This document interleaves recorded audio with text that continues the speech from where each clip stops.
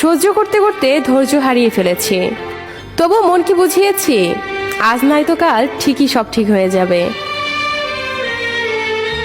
বোকা মানুষ ধোঁকা খায়, সৎ মানুষ কষ্ট পায়, সরল মানুষ আঘাত পায়, আর স্বার্থপর মানুষ আনন্দের দিন কাটায়।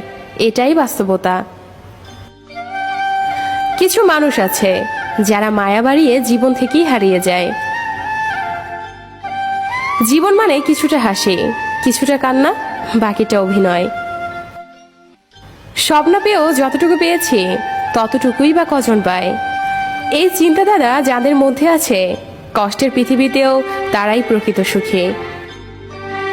বিশ্বাসটা রক্ষা করতে শিখুন, কারণ একবার সেটা ভেঙে গেলে আর কখনো জোড়া লাগে না। আর তখন সত্য কথাগুলো মিথ্যা মনে হয়। কাউকে মিথ্যা বলে খুশি করার চেয়ে সত্য বলে কাঁদানো